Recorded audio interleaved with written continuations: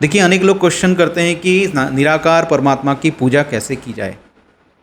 अब जो हम आज की पद्धति में उपयोग करते हैं कि एक मूर्ति बिठाते हैं और उसकी हम धूप अगरबत्ती दिया के द्वारा उसकी पूजा अर्चना करते हैं। परंतु जब हम ईश्वर को निराकार कह रहे हैं कि परमात्मा की मूर्ति संभव नहीं है, क्योंकि परमात्मा में दो विपरीत गुण संभव नहीं है, तो वो साकार होगा या तो निराकार होगा। तो जितने भी ऋषि मुनि हुए हैं हमारे और जितने भी वैदिक ग्रंथ है वो उन्होंने हमें बताया कि परमात्मा जो है निराकार है, निर्विकार है, अजन्मा है, सर्वव्यापक है, कण कण में उपस्थित है। तो इस प्रकार अगर परमात्मा है तो परमात्मा की उपासना या फिर परमात्मा की पूजा कैसी की जाए। देखिए, निराकार ईश्वर की उपासना की जाती है, पूजा नहीं की जाती। और उपासना के अनेक अंग होते हैं, जिसमें से 5 जो है मुख्य है।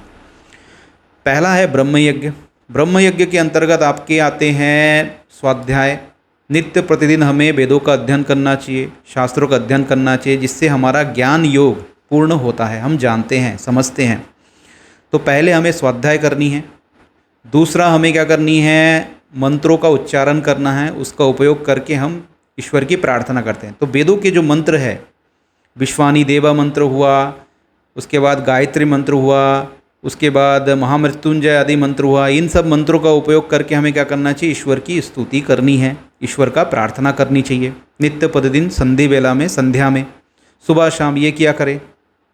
तीसरा हमारा जो है एक अंग है, हमें प्राणायाम करना है, हमें ध्यान करना है, हमें योग करना है, हमें समाधि तक पहुंचने का प्रयास करना है। तो ये है ब्रह्म यज्ञ के अंग। अब आता है देव यज्ञ, जिसमें हम क्या करते हैं, हवन करते हैं, अग्निहोत्र करते हैं प्रतिदिन अपने घर में, जिसमें हम विभिन्न प्रकार की जड़ी बूटियों का उपयोग करते हैं, घी आदि का उपयोग करते हैं, जिससे वातावरण की शुद्धि होती है। 33 कोटि जो देव होते हैं उनको बल मिलता है, साथ ही साथ हमारा भी लाभ होता है, परोपकार का कार्य भी होता है। तो दूसरा होता है हमारा देव यज्ञ, जिसमें हम हवन करते हैं, अग्निहोत्र। तीसरा है माता पिता की सेवा, गुरु आदि उनका सेवा करना, उनका आदर करना, उनका सत्कार करना, उनके धर्म अनुसार जो भी आदेश है उनका पालन करना। ये हुआ पितृयज्ञ।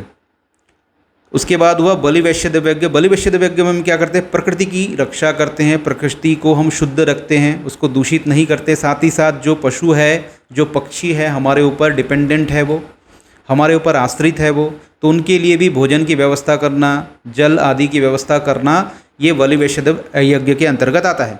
उसके बाद आता है अतिथि यज्ञ। अतिथि यज्ञ में क्या है, जितने भी साधु संत ब्रह्मचारी आदि है, जिनकी कोई तिथि नहीं होती, अचानक हमारे गृह में आ जाते हैं, भिक्षा मांगते हैं, तो उनसे हमें ज्ञान की प्राप्ति करना है। मन में उठ रहे शंकाओं का यहाँ पर हमें क्या करना है, समाधान करना है। तो इन 5 महायज्ञ का अगर आप पालन करते हो तो ईश्वर की उपासना आप सीधा सीधा कर रहे हो। तो आज ही इन 5 महायज्ञ का पालन करिए।